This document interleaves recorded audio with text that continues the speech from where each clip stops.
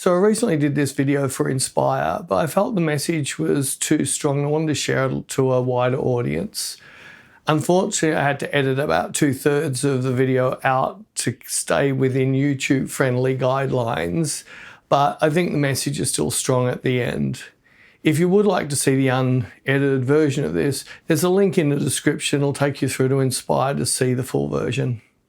I've had quite a few people ask me to maybe go through some of the work I've done and I talk about it or explain or just want to know what I like. If it's printed and put in one of my man caves, nobody ever sees this. So I put it on a t-shirt. It's my choice. It's not the model's choice or client's choice. It's just that it's a photo that means a lot to me. So they're the photos we all should be taking, is the photos that we really love, and that'll keep you as a photographer for the rest of your life.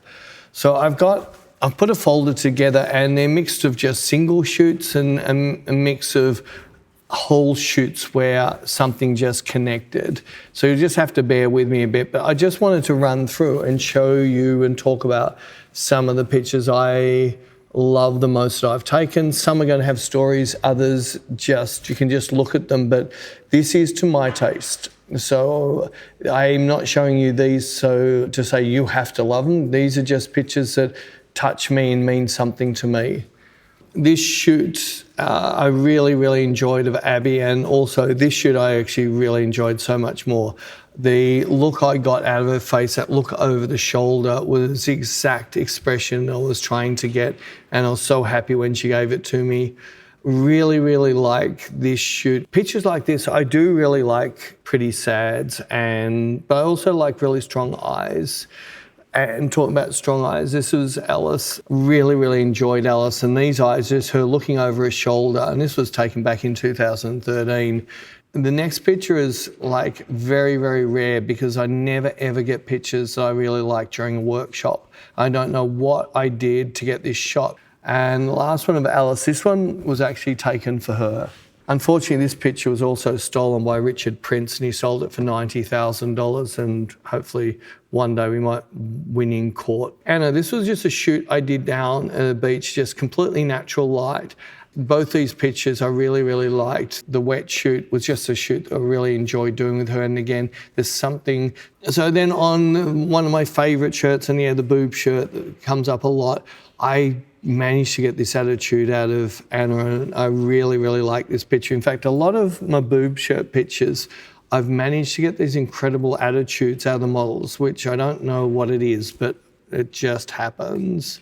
This was the very first time I ever experimented with clamshell, and I don't know who invented clamshell, but this was the first time I tried it with Anne, and I don't know, this picture sticks with me forever, even though it's colour.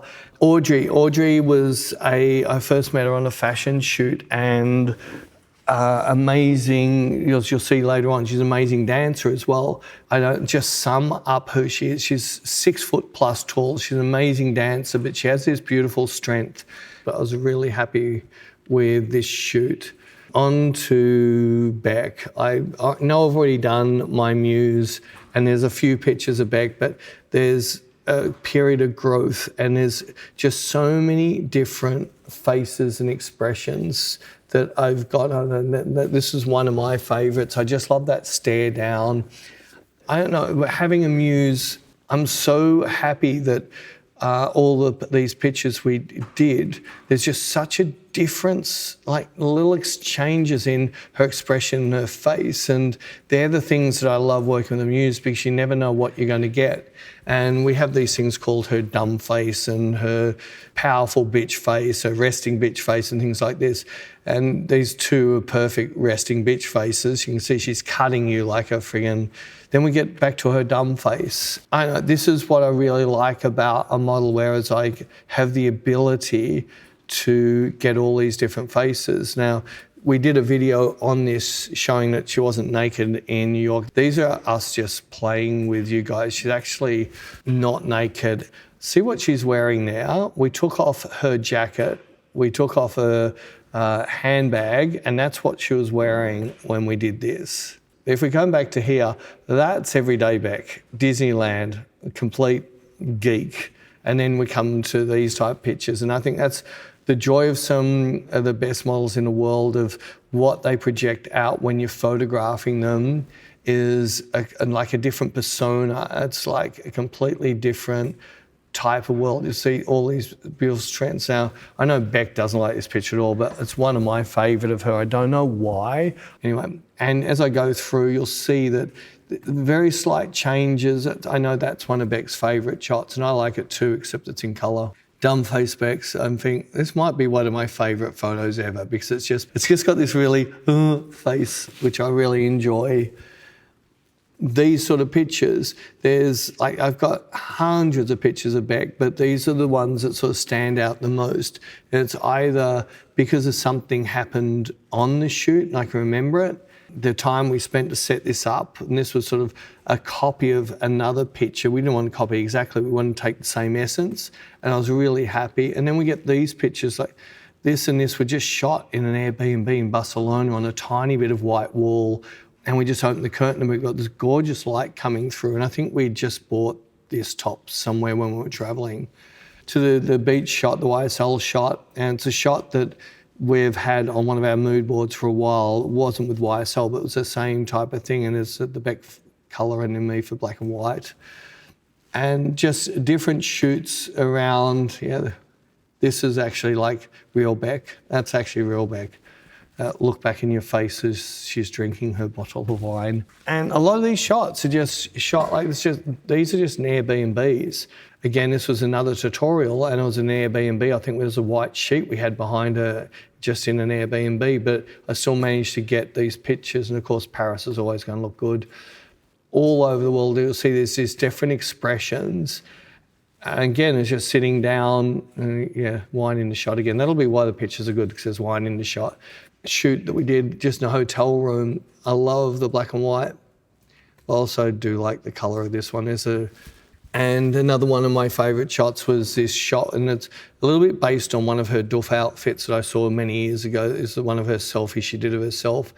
Bella, I shot Bella, this is back in 2015. I had an hour and a half with this amazing model in Germany. This picture is real. This is Bodine thanking me at the end of the shoot. And I couldn't help it. I had to just have to lift my camera and shoot this because the tears were just pouring out her eyes. For Bodine, this picture was like the best picture she'd ever had taken. At the end of the shoot, this was how she looked at me to thank me.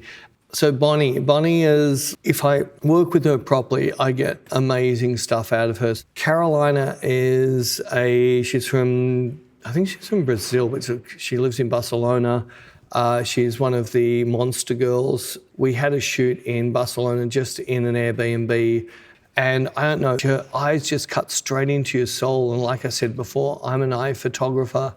Chrissy, this is so hard for me. Unfortunately, Chrissy, RIP, is no longer with us, but this entire shoot I did with Chrissy, I shot her quite a few times commercially, but this shoot was just so special because we had so much fun on this and there were so many laughs. All I can say is I'm so lucky to have spent time with this amazing person.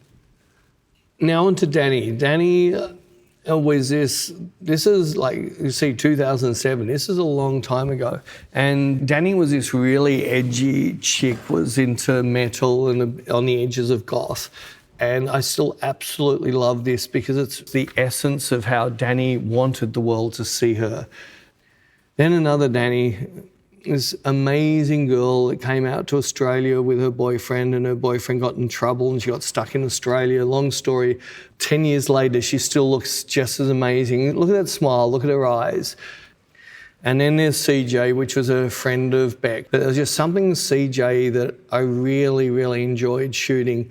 Again, she was able to give me these very neutral eyes, which then allow you to put your thought into her thoughts. Ellen, I first met in New York. She is a model. She was with Wilhelmina. She was doing Calvin Klein, Victoria's Secret, and things like that. She's from Brazil. She's very, very religious and very, very... She doesn't want people to see her bits. She said to me, look, I want to have some really cool implied nude shots, but everybody that I'm working with both Victoria's Secret and Calvin Klein, they just want to get me naked. The reason she actually said to me, Peter, I want you to shoot me some of these shots because I don't trust other people. I think this is part of the reason I can get eyes out of some of the models. They give me that trust. Jay, I think she contacted me and said, I love your work and I'm out in Melbourne for a week. I think she was touring with a band or something, I can't remember. I said, yeah, I can fit you in. I gave her like an hour and a half and I couldn't believe these 2 pictures of her. She is such a powerful woman. Julia, she was a presenter for MTV and she did something for an Australian TV channel, but she came out and we did the shoot, said, I love your face, can we shoot a bit more? So we just shot for about an hour or so afterwards, and these are the shots. Still can't believe all of the looks I got out of her from the first shoot.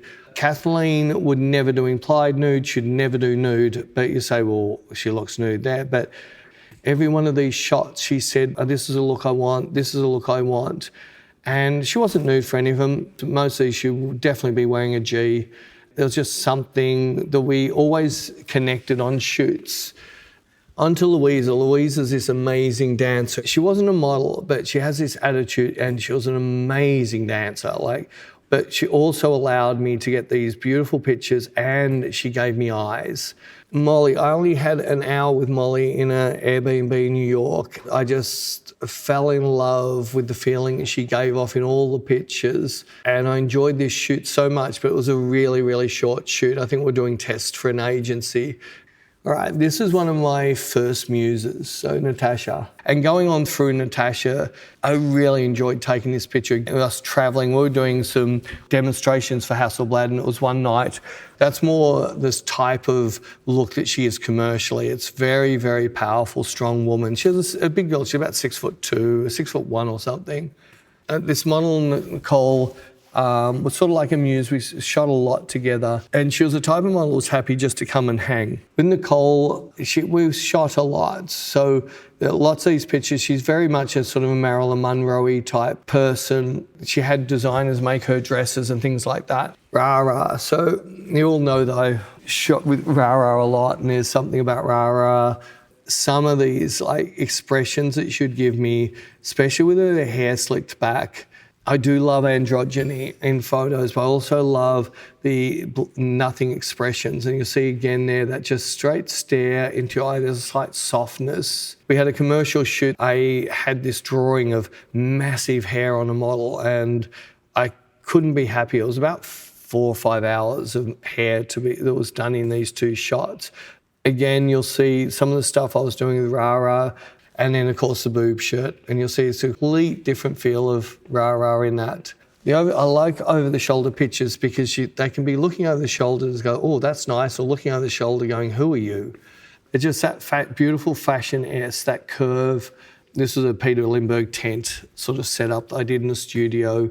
Simple, just squatting on the ground. Rosanna, I've worked with a few times. Shay, this is pretty close to my first shoots with Shay. And again, Shay was always open for anything crazy. And the bonds, back when I was growing up, guys used to wear they call them wife beater shirt and tuck a pack of cigarettes in their shirt sleeve. An hour later, she'll do this beautiful Avedoni's type fashion poses. And these are just a shoot that we did in Paris. Beautiful Sylvia from Milan. This was the first time I shot her again. I only had an hour to shoot with her and I couldn't believe these beautiful pictures I got out of her.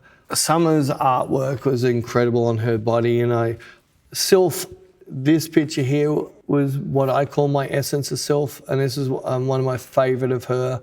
Tahana's like an influenza to the full extreme.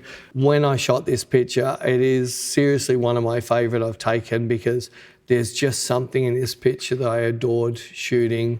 This is sort of a little bit more what I like. The donuts, she'll just see how the blankness that she can give onto her face, and it doesn't matter what ideas I come up with, she goes, oh, that sounds cool. Nothing But Shoes is a series I've been doing, but one of my favourite things in the world is when someone gets pregnant and says, hey, Peter, can you shoot my pregnancy shot? So, yeah, I love this picture so much because it actually is Tahan all over, and for her to give me the privilege to shoot her pregnant was such a privilege to me. Tanya has been a muse for a long time of mine, but by far this is my favourite picture because there's a strength in this picture. There's a lot of pictures I've taken with her with hair and makeup teams and things like that, but that first picture by far is one of my favourite ever of Tanya. Tisha, who we've become very, very good friends over the years. One of our most famous shoots is this shoot here, and this is one of my favourite beaches. The wind was blowing a gale, sand is really fine and just cuts you. It's like little pins that hit you. She gave me the ability to capture these stunning photos, and you can see all this mist in the background. That's sand, and that's showing you how strong that wind was blowing, that little fine sand was coming up everywhere. With Tisha, we always had a ball when we were shooting. I always got exactly the type of look I wanted to get out of Tisha.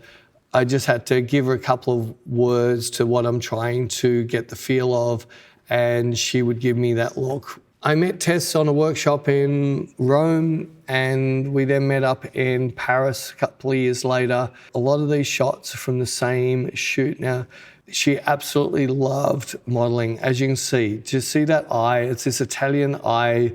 She has this amazing ability to cut you with her eyes and have this beautiful, I don't know, sensual type of look. She could put out her eyes to get whatever she wanted. And this shot here is one of my favourite of Tess. And again, I'm an eye person, and to me, that sums up who Tess is in my view. Little Tiziana, her mother was always with her. Even we shot with her this year, and I think Tess is 22 or something. Her mother still travels with her everywhere. And I love this shot again because of the eyes, that look back over the shoulder with the eyes. Zoe was really funny. We first met commercially. She came in, we shot 3 frames, and this was a frame we got, which is still one of my favourite pictures of her. About a year later, I was doing my crying series, and this took me nearly 2 hours to get that one tear to come out of her eye, but I wanted to capture that tear as it dropped. I really enjoyed doing these shoots, and this shoot means a hell of a lot to me because it took 2 hours to get the one shot. This was just one of the latest shoots I did with her before she stopped modelling. Again, it's her eyes, that beautiful strength in her eyes that I love the most. And this is why, especially this picture, means a lot to me. At the end of the day, the most important thing for you as a photographer is to take pictures for yourself, not for anybody else, for yourself. So you can do what I've just done and go through your own work and really, really enjoy what you've done for yourself. And it doesn't matter what anybody else thinks, it's for you. And the more you do it that way, the more your photography will be you.